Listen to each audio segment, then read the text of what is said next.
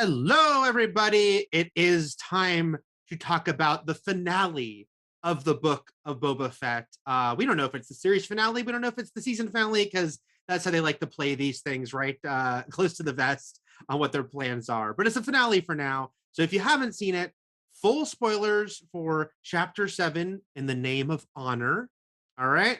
Spoiler countdown 3, 2, 1. Full spoilers. Kim, welcome. What did you think of chapter 7 in the name of honor? Well, I've enjoyed this series overall, and this episode, as a finale, it had a lot of fun stuff. There was some payoff, but not for everything. It had lots of charm, like I think the rest of the series has had, which I've loved. But overall, it was maybe a little bit of an anticlimax. Although there was this big battle that I enjoyed, there was no kind of big bad reveal behind the Pikes, who we both felt had a lackluster introduction to the series. And Cad Bane, I hope, might be more than he was, and he was just a hired gun. But there were some brutal moments that I enjoyed, mainly from Fennec Shand, grim deaths, stabbings, some Rancor snacks, and I enjoyed mainly bringing in another genre into the mix, into the Western gangster mix, which was the Kaiju movie. And we had this kind of Godzilla versus Mecha Godzilla moment, and then it segued into a King Kong nod with a bit of Terminator too. So yes, those are my initial thoughts. Yeah, because I think overall, I'd had some more quibbles with this series than you have maybe. But I've loved parts of it. And the finale, it was like there was definitely stuff. I mean, there's undeniably some cool stuff in this finale. And there are some action beats that were just like making me grin. And whether they were ones like Chekhov's Rancor that we certainly hope to, they gave us, Kim, they gave us Boba Fett riding a Rancor. It was no Mobius on a jet ski fake out here. So there's stuff that I really dug in the moment. But yeah, the overall, there was a lot of heavy lifting this finale had to do that, frankly, I didn't think they were going to be able to pull off, because my major issues with this show had been sort of structural ones, and ones where I felt like, oh, they haven't done enough to like make the Pikes, an interesting enough villain. And there's pieces we're missing about Boba's own arc, even though his name is in the title. And so, yeah, it was a fun action Star Wars things here going on here for sure. But it didn't kind of bring it all home for me as a series, unfortunately, or even as a season if they decide to do more of the book of Boba Fett, which again we'll find out. This was written by Favreau. He wrote every single episode, although the last one he co-wrote with Filoni, and Robert Rodriguez returned to direct it.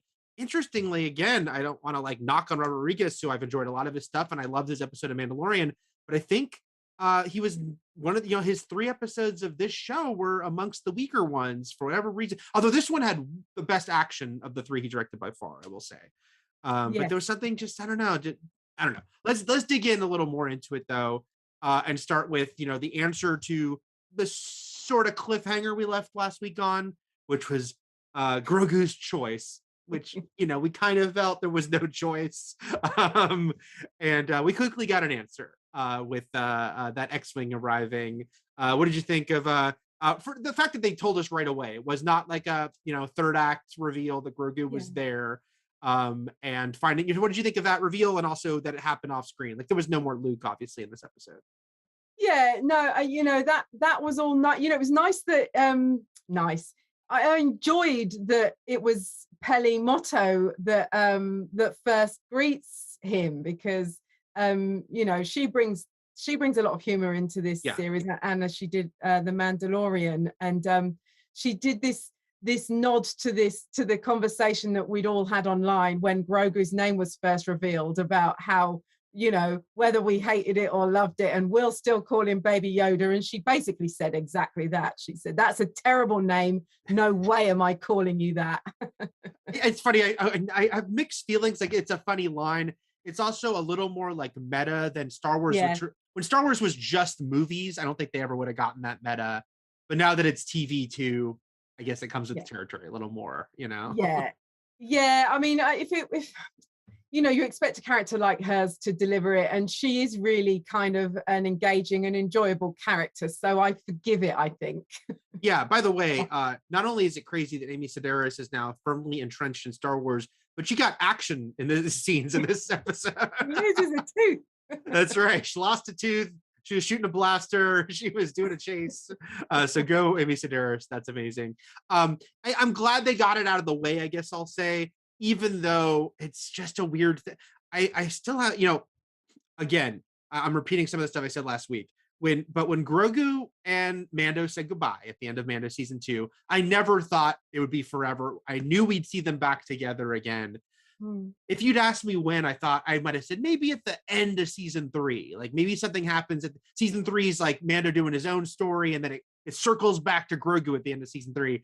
I never could have predicted before season 3, and I do feel weird about them like kind of undercutting the end of Mando season 2 so quickly, literally not even in the same show, Yeah. by having the reunion happen here.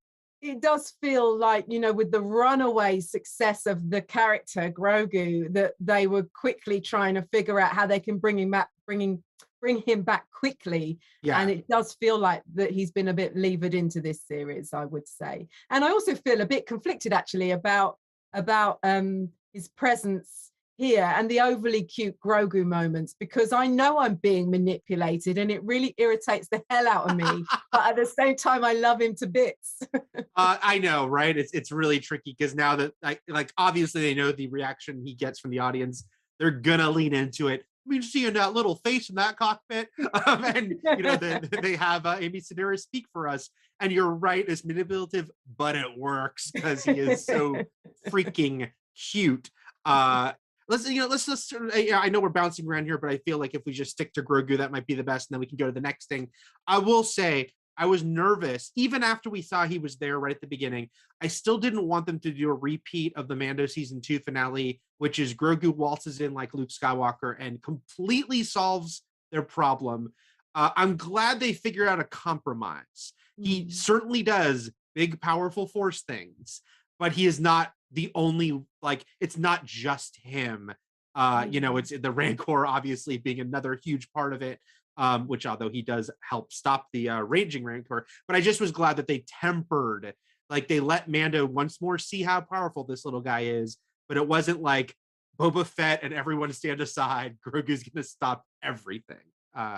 So I guess I'll praise them for having some moderation there, Yeah, I agree with you, and that this was kind of a victory for teamwork, wasn't it? They all did their bit, even Chrysanthemum out of his with his pure aggression and force managed to be quite effective, although he didn't crush or rip apart one of the droids, but he certainly made an impact. And now we know we can call him Santo, which that's our buddy. Apparently, like there's been some off-screen bonding with him and Boba, and now they got a nickname for him, which is helpful for us who have a problem with his name, which is probably why they did it. But I don't mind. So go Santo. He had a great moment too, where he threw one of the Pikes and then shot him after he threw him. It was like skeet shooting or something. I thought that was pretty great. But speaking of the Pikes, it was like they did their big reveal, that we suspected something was up, which is that the Pikes were really the ones that killed the Tuskens, which Boba, you should have listened to Fennec when she said it doesn't seem like this biker gang could have done this. And she was right. It was really the Pikes. I guess, again, this is where I feel like this could have and should have had more impact. But because they did these episodes that completely moved away from Boba, and that wasn't enough, like, because again, I think you and I both really liked the stuff with the Tuskens in the early episodes. It just felt like they forgot about that for a while. So when they suddenly had that brought up again in the finale, I was like, well, I'm glad we're answering that question. I just wish I cared a little more about the Pikes specifically, as the ones who did it. Definitely. You mentioned the Tuscans there, and there was a moment where you thought they kind of raised the question over whether Yeah. there might have been some survivors, and we talked about this a couple of times throughout the series, and hoped that we might see a couple of those that he Yeah. was close to again, and you know that was a shame that we didn't get that, because you know with the Cobb Vanth fake out, we got him returned, albeit in a post-credit scene. Right, right. Yeah, I mean, I guess this contributes, and we'll talk a little bit more about what we thought of the season overall at the end of this. But yeah, it's like the disjointed feel of this show. It just felt like they could have threaded that needle because the Tuscans were so important and probably the most emotionally Mm. impactful part of the early episodes. But it just didn't feel like that they managed to like continue that enough through the show. And I certainly, yeah, you and I are both on the same page of like wishing they'd kept a couple of them alive to so many characters. I mean, because here's the thing, it always works. I get it. It's not like a Star Wars thing, even though Han Solo at the end of the original is a big of the example of this. Someone is in duress, our hero is under fire, all hope is lost, and someone shows up to help them. Is a classic trope, and it always works. And this episode did it a lot. Did it Yeah. multiple times. Like Fennec Shand saves the mods, and Boba and Cad are saved by the Freetown people. I'm sorry, not Boba and Cad. That would be weird. Boba and Mando. But yeah, I wanted that Tuscan, at least one or two Tuscans to show up, and we did not get that. Um, but let's talk about let's talk about Cad Bane a little bit more here, because he was a huge part of the last episode, which had so much and the kitchen sink going for it. But he was a great final. Oh my gosh, it's Cad Bane in live action. I was very surprised and not super pleased that he got taken out here, just because it felt like a missed opportunity to do more with him. What did you think of that? I agree. You know, I mean, it feels, I thought that potentially, you know, they're introducing him to use him more at a later stage. Obviously, it seems as though he's been killed. Um, and it would really undercut this moment if he hasn't been, but I think that's probably quite likely. You get that shot on his red light still blinking here.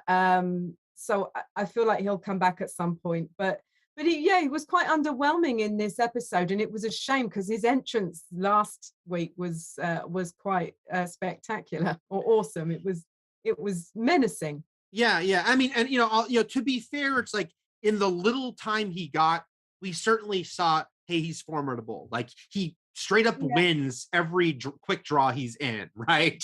With Cobb Vanth, with Boba Fett. Like he shows that he is very formidable one-on-one, but he's in a handful of scenes, and I really felt, again, because this show has a lot of cool elements. It's just structurally, it was such a weird show. And I felt like, man, if we'd met Cad Bane much earlier in the season, it would have solved numerous problems, including not having a villain we can really grab onto. Like if he had represented the Pikes from like episode 3, say, I'll give them a couple without him. It would have been like, oh, that's a cool villain that we can center as our villain. Cool personality, a cool presence. And it's not like I'm saying he's unkillable. Like he could have still died in the finale. I just felt like we needed more time with him, to get to that point. It seemed like a strange rush through thing.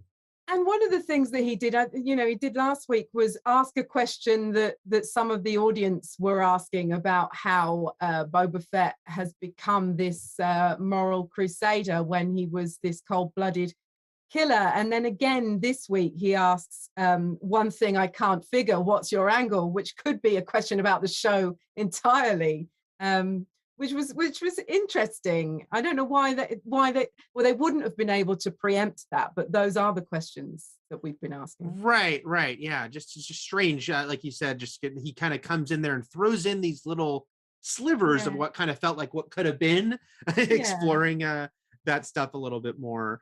And again, in this episode, he's drawing out this idea of Boba Fett as a killer, and he says there's too much of your father in you, and we've got this whole uncomfortable thing where he went and just murdered all of the Nikto biker gang erroneously, which does leave me feeling a little bit uncomfortable. But maybe it's supposed to raise this question mark over, well, will he tread that line again in the future? Right, right. It's just like it's interesting questions that the show didn't fully explore because modern day Boba was a bit of a cipher. Again, Boba Fett has always been a cipher, but we assumed this show would get way into him, and it did with the Tusken stuff. But then him in the modern day, and just like you said, like Cad Bane saying to him, "What's your angle?" Which is a question we all had going into this season, into the series, and I don't think they fully explored. I mean, they did. Yes, they had that one conversation he had with Fennec, which I did like. I did appreciate, where they talked about him saying we could do a better job than the people we take, basically who hire us. I like that, but it felt like we needed to dig a little deeper. By the way, I don't know. Did you watch the Bad Batch, Kim? I've seen some of it, not all of it. But Okay. Did you see the Cad Bane episode? no. It's just fascinating to me because that was the last time we'd seen Cad Bane, which is just last year. And he fights Fennec Shand in that episode. Again, that was set right after Revenge of the Sith. But I was like, wow, they never, again, if he'd been in the whole season, they could have had an encounter and they could have had what would have been a rematch for a fight that just happened last year on TV on Disney Plus.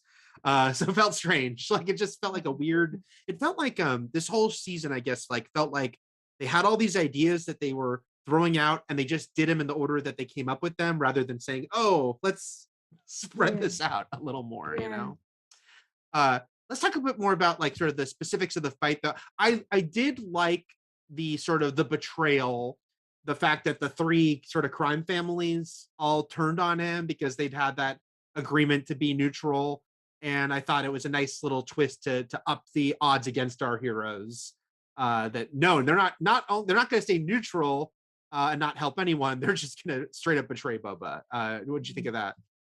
Yeah, I mean, those were cool moments when we saw each family turn in turn. I thought that worked really well. But I love that it comes down to money essentially, doesn't it? And then that's been a major part of this series. Money talks and money is power, and that's why the Pikes were so powerful and were able to get those families on side. Right. And then we mentioned this earlier, but look, we wanted Boba riding a Rancor, and we got it, and it was super fun. Like it was. I mean, all of the training that must have taken place off screen, though, Eric, between him and Danny Trejo. I was sad we didn't get Trejo in the finale. I know, right? He could have easily talked the Rancor down if he'd been around. Where was he? Right. Grogu. I'm fascinated to know. I mean, because so again, Filoni's name isn't on this show as a creator or producer, except for last week, which he co-wrote and directed. But obviously, him and Favreau were working hand in hand on all these projects. So I wonder how much Filoni's influence is on the Rancor specifically, because he's a giant Godzilla fan. And they did that Clone Wars storyline about the Zelo Beast, which was he owned up to the fact that it was just his chance to get to do a Godzilla story in Star Wars with the monster, climbing up towers of Coruscant. So yes, I appreciated. This was very King Kong, obviously. Like they make us think for a moment they're gonna have to kill the tragic Rancor. But I'm glad Grogu chills him out. Yeah. I liked his hipster septum piercing. Yes, exactly. Yeah, there's a lot of the little more piercings happening here. Doesn't Drash have some too? Oh yeah. Weird. By the way, with Drash, I thought there was a weird thing where they spend a lot of time on her, and I think the character's name is Joe. The two who go, they go up above to try to stop that other droid. And there's really not a payoff to that because the Rancor shows up and stops that droid too. And then they pick off some Pikes, but it just felt like a little strange. Yes, I agree with that. Yeah. I'm going to jump back and forth into some of the questions coming from chat. And Alessio Pasquale, sorry if I'm mangling your name there, asked, do you think Cad Bane's death would have fared better if that unseen arc of the Clone Wars with him and Boba Fett had been released in the Clone Wars' final season on Disney Plus? This was something Kim and I were talking about right before we started. If you don't know, there was so many episodes of Clone Wars they never did that were supposed to happen before the show got canceled. And even when Disney Plus did that final season, they didn't do all the stories they were going to do. They just did 3. And one of them was about Cad Bane and Boba Fett. And they talked about it at conventions and showed some images from it years ago.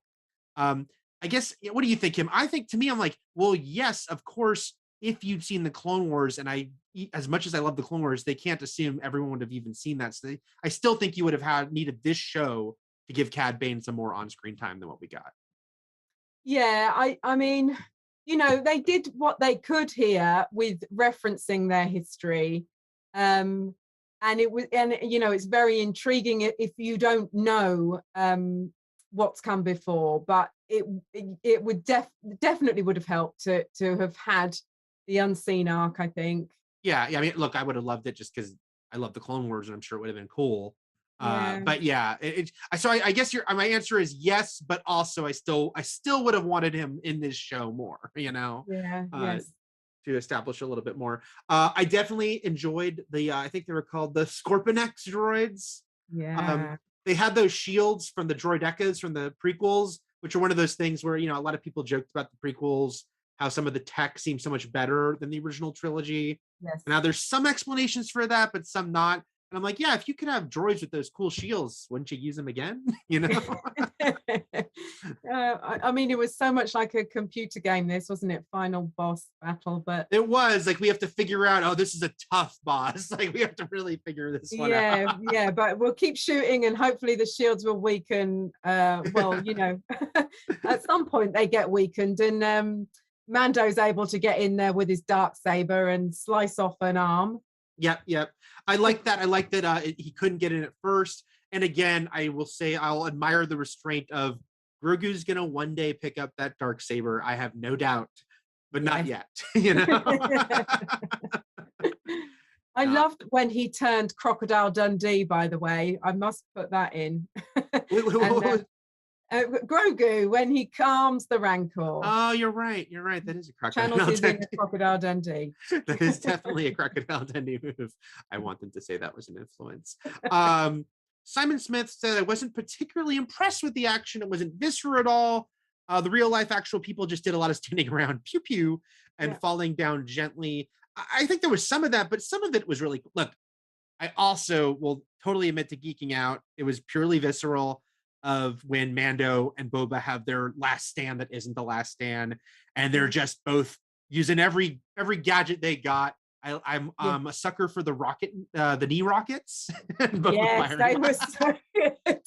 Oh, no, and his balance. At one point he does his arm and his knee, and I'm like, that balance is impressive. That, like, yeah, maybe he's got like some dancing moves there,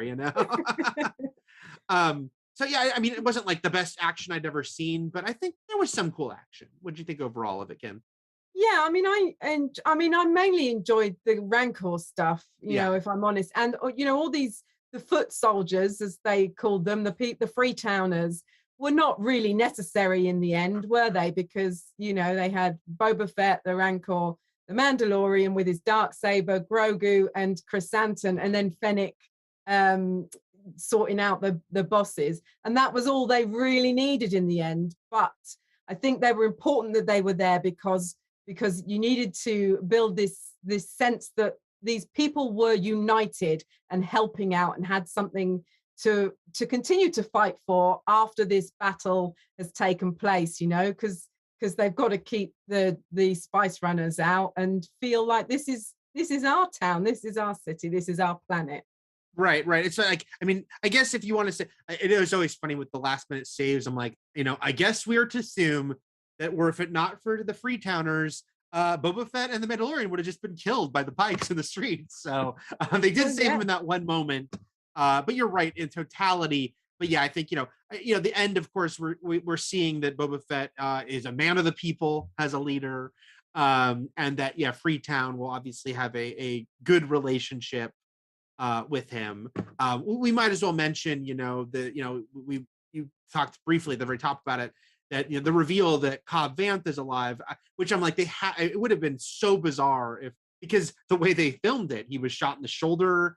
My biggest thing was the fact that Cad Bane seemed to presume he killed him. I'm like, I thought Cad Bane knew he wounded him and left. It seems strange that Cad Bane almost acted like, and I killed him. I'm like, dude, he just shot him in the shoulder. Yeah, and he shot the deputy several times, didn't he, to make sure he was dead? Yeah. That all being said, and so then they have that little funny thing with the bartender saying what did he say? Like he shot him in cold blood, but it's Yeah. still not like, and he's dead. So they can still do that reveal at the end. I mean, I love Timothy Oliphant and I'm all about more Cobb Vanth, so I'm not going to complain about seeing him there, Yeah, right? yeah, no, well, it seems, they have that chat at the end, Boba Fett and Fennec, about this doesn't feel, or whatever the words are, this doesn't feel right to us. It's either, Boba Fett says, is this how it is? It's either people bowing to me or I'm being shot at, and not cool with this. So I think, they'll move on and hand over the fruit that he gives to Black Chrysanthemum, and I think, oh God, don't leave him in charge. It's like passing the baton. But I don't think he'd make a good leader. And then, of course, at the end, you think, okay, so I guess Cobb Vanth will be taking over the leadership of this place. I saw some speculation about that. I mean, it's like Boba's still in charge, but now Cobb Vanth is going to be alive, and obviously running Freetown. But it seems like he could also certainly be someone they could call on for a bigger leadership role. I am confused about why the guy who does the mods is even there, because he's in a back. Again, it almost feels like they were meant to think he was more badly injured than we saw, because all we saw was him shot in the shoulder. But they have him in a back to tank, but they also have the guy who does like cyborg enhancements. So I'm like, is he going to give him just a steel plate on his shoulder? What's going on here? Well, yeah, that's it. Or will he be all, completely new innards like Fennec Shand? It's like, that wasn't necessary, man. He's like, it's just a flesh wound. I just thought it'd be cool. So you call me in, I'm gonna do some stuff. Well, he's got the money. Boba Fett has the money. Right. Were it not, though, I think it says a lot that were it not for that mid-credit scene with Cobb Vanth, which is still not about Boba Fett, even though it's in the palace that he calls home. The end of this season, really, cutting to credits, is Mando and Grogu. So it kind of underlined to me that it's like, we know who this you really care about. Did it speak to you the way it did to me, that they ended on those two, and the moment that we joked would happen with Grogu so excited to be in his little bubble. Faster, Daddy. Yeah, it did, but it's one of the things overall about this series is it's felt strangely assembled, and some of these decisions, like to focus the final 3 episodes on the Mandalorian, were difficult to understand, but I think, weaving their 2 stories together makes a lot of sense for me in terms of the themes that they're exploring. The 2 of them together were both Mandalorians, and they've gone kind of separate ways, but they're together in terms of, Mando really buys into the creed. He is a strict Mandalorian, though he needs to redeem himself because he removed his helmet. Whereas Boba Fett is rejecting it, and they have a conversation. There's a couple of lines where Boba Fett basically says, "You really buy into this bantha fodder," and Mando's like, "Well, yeah, I do actually." So it's interesting to explore those 2 perspectives in this way. Right. Again, it's like those little glimpses of stuff where I'm like, oh, I like that reminder again of like, Boba's philosophy on a Mandalorian is so different than Din's, but yeah, I just felt like, again, one of those things where I kind of wish we got more of, Yeah. especially because Mando was in so much of these last 3 episodes, but he wasn't even on screen with Boba much until the finale, Yeah. He was off doing his own thing. James Bunt is harshly asked here, can you think of a better reason for the series within a series beyond the sweet new toys? Chainmail Grogu and Razor Crest 2 in stores for Christmas 2022. No, I can't in answer to that. I think I joked last week about how they keep blowing up or destroying all of the Mando's cool stuff. So it's like, if you buy it, now you need something else. It's like the Razor Crest, his cool 2-pronged gun, his spear. It's like, nope, something new. I will say, of course, look, Star Wars and merchandise is not a new thing. But I think maybe Ben Thatchery here says something where I think is where my mind is, which is my mind is. I feel like the primary goal of the season was just world building. You don't get any real satisfying Boba story, but it's setting up lots of people and places. And I think that's what I feel too. It's like, I don't think the show was like worthless. Like it added cool stuff to Star Wars and cool little like intricacies to Tatooine and to, you know, these ideas of the crime element. And then certainly the last two episodes added a lot of big lore stuff. But it just felt like it didn't have like a clear center, especially because it was called the Book of Boba Fett. What do you think about Ben's comment there, Kim? Yeah, that really kind of hits the nail on the head, I think, for me. And I've really enjoyed being immersed in the world that they've built on Tatooine and beyond, I guess. For me, it's been such a charming series, and I found a lot to love about it. It's not perfect by any means, but it's also, I think it's been a pleasure and a privilege, really, to kind of explore Boba Fett as much as we have, who's been like this really popular character for so many years without us knowing a whole lot about him. Yeah, it's so interesting because it's like, yeah, I've always loved Boba Fett, and I am glad to get more about him. Yeah, it's just that weird thing of feeling like, oh, they gave us some cool elements here, Yeah. but then there was some missed opportunities that, and again, maybe if this show from the ground up had been presented as something differently, as like I don't know, something of the bounty hunters or some like explain to us, this will be like an anthology that Mandalorian and Boba Fett are a part of. But I think because we thought it was going to be one thing and then it kind of veered and took some strange tendrils, that's where it gets weird. I will say another weird thing about Boba as a character, because you mentioned, Cad Bane comes in these last two episodes and he has a couple of quotes that feel like plot lines we didn't get, or like, more development that we didn't get. He also says a thing about to him about you're a killer like your father. And there I'm like, wow, yeah, it's like Django, we saw those quick, in his flashbacks in the back to tank, he'd watch the ship taking off and all, but we never got him like talking about his father, talking about his time as a bounty hunter, taking jobs for the Empire. So it's this very strange thing of Cad Bane comes in and is throwing out all these things. And I'm like, I wish the show would focus more, Yeah, I think that's one of its, one of the quibbles I've got, I suppose, is that they didn't really satisfyingly close that chapter, did they? They introduced those visions and didn't really. Maybe we'll get that in the future. I don't know.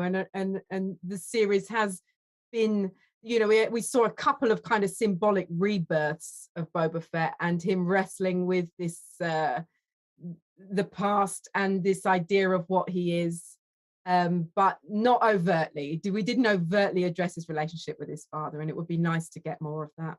Yeah. I see in the comments, by the way, King Takium 83 says that Cad Bane uses heavy hand blasters that would give a ton of damage to his shoulder. So okay. Yes, maybe Cobb Vanth will have a cool like rocket launcher shoulder now. I'll accept that. Yeah. That's just that. Let's dig a little more into the season. What we thought overall. I mean, obviously we've been mentioning it throughout, but yeah, it's just this strange structural thing to it, because the early episodes gave so much weight to the flashback, to the detriment, I thought, of the present day stuff, where we got a lot of weight with the Tuskens. Didn't really understand his drive in the present, or even how much we should care about the Pikes. And then it shifted completely away from that. And again, there was some really good stuff. Like, I think we both really dug like the fight against the Sarlacc pit and, all these different moments before we got to the two episodes that Boba Fett basically sat out, which were great. It's just bizarre in the middle of this show. But yeah, it's that strange structural thing of feeling like, I feel like there was a way for them to put down all the pieces of the show they wanted to do and move them around a little more and make them even, so that those flashbacks maybe were throughout the whole season. So it didn't feel like we didn't have those episodes where it's like, 2/3 flashback and then they're done. I don't know. It's just, to me, that's the main thing with the show, is almost week to week, you didn't know what you were going to get. And I understand there's an exciting part of that, but also felt disjointed. I felt with this show. I think I agree, but overall, I think that the surprise element for me has kind of overruled that, and there have been, like you said, so many uh, great and fun and interesting and cool moments that it's probably the sum of its parts for me rather than the overall arc that make it stand out. And yeah, I have liked not knowing what's coming from week to week. It is crazy, right? Because Yeah, like last week, we talked about like last week was so much awesome Star Wars. yeah. And this week had some cool Star Wars too. Don't get me wrong. Like I said, like Cad Bane and the Mandalorian fighting side by side, and the Rancor stuff, really cool, fun stuff. And last week, crazy, like Ahsoka and Luke and all these things. It just, yeah, which it's just strange, weird show. Very weird show. Weird. Let me see if I throw one or more two in here from the comments before we kind of give our summation on this season. John Bainbridge says the thing that bugs me is now Boba doesn't want to run Tatooine anymore. So like, what even was the point of this series? I mean, I don't know. How did you take? I didn't take him to say like I'm done. I think him being like, never one, him having a kind of weird reticence was always there. But do you think he's done being a leader completely at the end? I think he might be kind of a leader from afar. I think what it's going to do is leave him and Fennec free to follow more adventures together. I thought that maybe what they might do is go around helping people in need, a bit like Sam in Quantum Leap. From week to week, finding new people who are oppressed or in need to help, and that Cobb Vanth will remain on Tatooine and do the job there. The one thing that I did think about though was, I don't want him to leave his Rancor behind because he's got this bond, and it's not fair to the Rancor to have made him look at him and build a bond and then leave him. He's not easy to transport.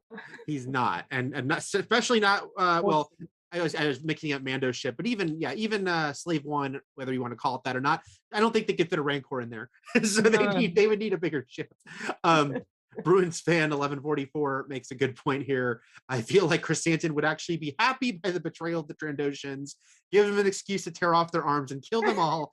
He freaking hates Trandoshans. I did think when they said where everyone was, I was like, man, they're putting Santo.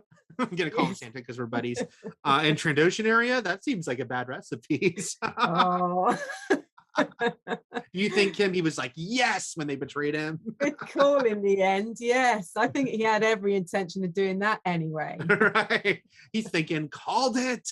No. Yeah. Evan J. Pretzer goes to a cynical place. Evan, is the next bit of Mandalorian going to be a mess like the sequel trilogy with things being shoehorned in and not much new? I am not confident, to be honest. I as much as I had a lot of issues with this show, it doesn't make me be like it's all a mess, because I've really dug the 2 seasons of Mandalorian. You can't help but speculate conceptually that this show, as we've pondered, probably done as kind of a, we can't get a new Mandalorian season on the air for a couple of years. Let's do something cool in between, and maybe they didn't fully form that idea. But no, I'm not like, oh no, Favreau and Filoni are going to screw it all up now. I'm still pretty confident in what they do next. What do you think, Kim? Yeah, I mean, and I think that we're going to get his search to restore Mandalore, I suppose, and find redemption for himself. Maybe, find the living waters, and right. become a full-fledged Mandalorian again. Yeah, again, I mean, as we've said, I mean, a point against this series, but a point for their planning with the Mandalorian, but also with Mandalorian Society, is that, yeah, we got all that stuff there about the fall of Mandalore and what it would take for him to become a full-fledged Mandalorian again, and all things that you and I both think certainly Mandalorian season 3 will explore, but I could also see some sort of mega event with a bunch of these characters intersecting again to restore Mandalore to its former glory. And I think that will include Grogu holding the dark saber. Got to. It's got to. Yeah. So I have not lost confidence. No vote of no confidence in Chancellor Valorum for me. I'm still on board for it. So yeah, like summing up, I don't want to repeat ourselves too much. No. I both said stuff we thought this season. I will mention, you mentioned Fennec.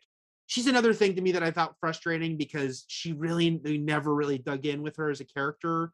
And especially because this show had two leads going in. Eventually, Pedro Pascal would get his name added as the third lead, which is so funny. But yeah, Fennec, like she was there. She was cool. She got some cool stuff here in the finale. But like we really didn't learn anything about her as a character. And I still I still, dig her as a presence, and I love Ming Na Wen. What do you think about Fennec's role on the show? Yeah, I agree with you. There was some hints again here that she was maybe pulling away a little bit from Boba Fett in her thinking. Mhm. And I'd said early on that I thought maybe she's not completely loyal, which isn't true. She obviously has proven her loyalty, but maybe at some point they might go their separate ways, or come into some kind of conflict. I don't know. But yeah, I had thought that they at one point that she was really his family, with them all looking for family throughout, or a sense of belonging. Now I'm not so sure. Yeah, I mean they always had that undercurrent that she would have been a little more cutthroat than he would have Yeah. the whole time. Like she wanted to be a stronger arm than he did throughout the series. But yeah, it didn't really come to fruition in this. It's just kind of there. It was also, by the way, I mean, I guess I'm not against it in theory, but again, a weird thing of that Cad Bane coming in right at the end and using someone who could have been a cool villain throughout is he doesn't know until the finale. He learns when we learn that the Pikes were behind the Tuskens being killed, and then he gives Boba that information to kind of mess him up, right? But it's weird because Boba kills Cad Bane, we presume, but Fennec kills the Pikes, who are the leader Pike, who was really the one who ordered the death. So it's weird that like she gets the actual vengeance. And I'm not against that completely. It's just a weird thing to me when I thought about the fact that, well, Cad's just pointing out something someone else did that's crappy. But Fennec's actually the one taking care of it. Was that a little strange to you, or am I just going down a weird path with that? No, that didn't occur to me, but I get where you're coming from, Eric. Yeah, yes, just Yeah. weird I tendrils here. I do still feel strange about the fact that he killed those Nikto bikers for well, not no reason. They weren't entirely innocent, but they were innocent of this thing. So Right. I guess, yeah, if you take a step back, again, that could have been brought up, and it could have been brought up with the stuff Cad Bane was talking about crappy things you did in the past. yeah, yeah. So I just felt like, yeah, that could have been articulated a little more. Again, no matter what, whether or not there is another season of a show called The Book of Boba Fett, we're going to see all these characters again. I think it's very clear that they could wander into anyone else's show now at any point. Yes. And Tatooine seems to be a popular destination. It's the hub of all things. It is the hub of all things, and we'll see. I mean, like, we have no idea. Again, we talked about how they announced that show. What was it called? Rangers of the New Republic or Oh something like yes. that. The one that presumably Gina Carano was going to star in. Yeah. But rumor, people speculated it could have also starred Timothy Olyphant and all the. Still could. Who knows? Yeah. There's still a lot of places you can go for that. So, look, it feels like you and I have a lot of similarities on what we thought about the season, but maybe you're a little more positive about the unpredictability of it, which is certainly interesting. What would you give this out of 5 stars? What would you rate the whole season, not just the finale? Because I think you Yeah. have to take a step back. Because again, the episodes are weird because there's like last week was a great episode of Star Wars, but a weird episode of the Book of Boba Fett. What do you think of the season overall? Yeah. So I am going to give it a 3.5 stars. Okay. Because of all the things I've already said, and I don't want to repeat myself because I sound like a stuck record. I think not too surprising, like, because as we've talked about, I'm like a little bit, I share a lot of the pros and the cons, but maybe a little bit more critical. So I'm giving it 3 out of 5 stars. Lots of cool Star Wars elements throughout Yeah. this series. I just wish they had kind of taken a step back and figured out what is the proper way to present them and what's the best order to present them a little better. So But I'm not like, oh no, Star Wars is ruined now. You know? So I'm guys, excited for the future. Sorry. oh no, I am excited as well. Yeah. Come on, that Ahsoka show's coming. Obi-Wan Kenobi. It's gonna be Hayden Christensen's back, guys. It's gonna be fun. Those were our thoughts on the Book of Boba Fett. Thanks, guys, for following us on this journey for the past 7 weeks. We're figuring out what we're gonna talk about the next few weeks before Moon Knight premieres. But we will be here next Wednesday, but we'll be here many days between that. So please stick around here at Fandom. May the Force be with you, etc., etc. Thanks, guys.